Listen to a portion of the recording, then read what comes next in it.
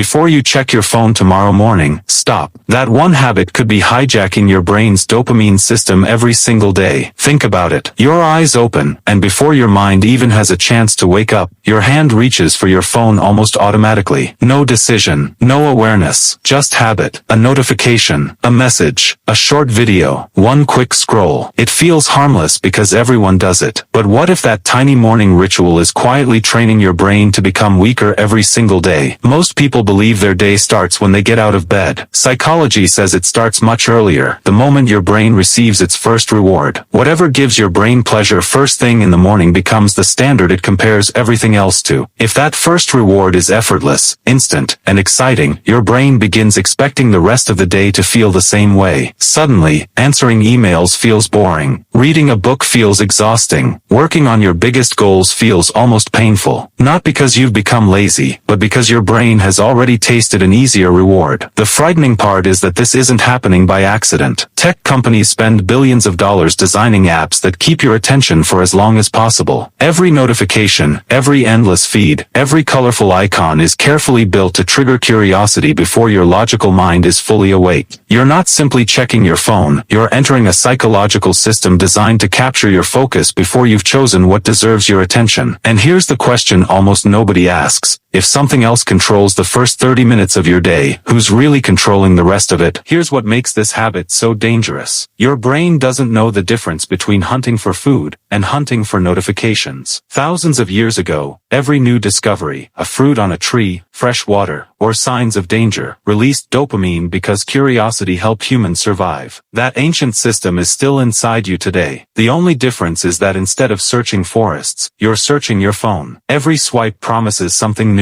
A message, a like, a shocking headline, a funny video. Most of them don't matter, but your brain keeps scrolling because it has learned that the next swipe might contain a reward. Psychologists call this variable reward, and it's one of the strongest systems for creating habits. It's the same principle used in slot machines, except now it lives inside your pocket. Carl Jung once warned, until you make the unconscious conscious, it will direct your life, and you will call it fate. Every morning, when you unlock your phone without thinking, you're not making a conscious decision. You're following a program your brain has repeated hundreds of times. Eventually, it becomes your identity. You start believing, I can't function without checking my phone first. But that's not who you are. It's simply what your brain has been trained to expect. The more often you repeat that pattern, the harder it becomes to enjoy slow, meaningful work. Your attention span shrinks, your patience weakens, and your mind begins craving stimulation every few minutes. The Stoic philosopher Epictetus believed that true freedom begins when you stop becoming a slave to your impulses.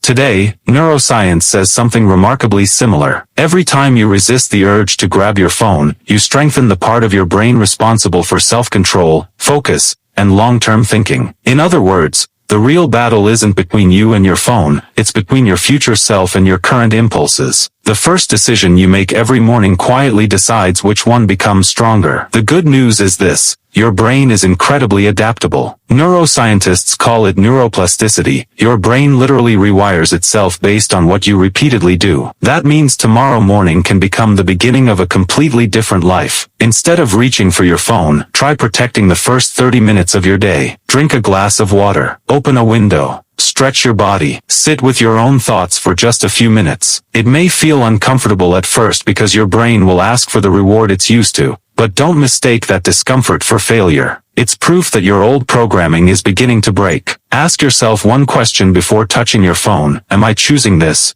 or am I reacting to it? That single question creates a moment of awareness, and awareness is where real freedom begins. The people who build extraordinary lives aren't those with stronger willpower. They're the ones who protect their attention before the world steals it. They understand that every morning is a silent negotiation between distraction and purpose. Win that first negotiation, and the rest of the day becomes dramatically easier. The philosopher Marcus Aurelius wrote, "The happiness of your life depends upon the quality of your thoughts. But the quality of your thoughts depends on what enters your mind first." If your day begins with noise, comparison, and endless notifications, don't be surprised if your mind feels scattered. But if your day begins with stillness, intention, and self-control, your brain slowly learns that peace is more rewarding than impulse. And that's the hidden secret. The first thing you feed your mind each morning eventually becomes the person you become. 8263. Tomorrow morning, Don't let your phone decide how your brain will think. You decide. Because the greatest victory isn't deleting social media, it's proving that your mind belongs to you, not to a screen. If this message changed the way you see your mornings, comment, "My mind comes first," and subscribe to The Human Code, where psychology, philosophy, and self-mastery reveal the hidden patterns shaping your life.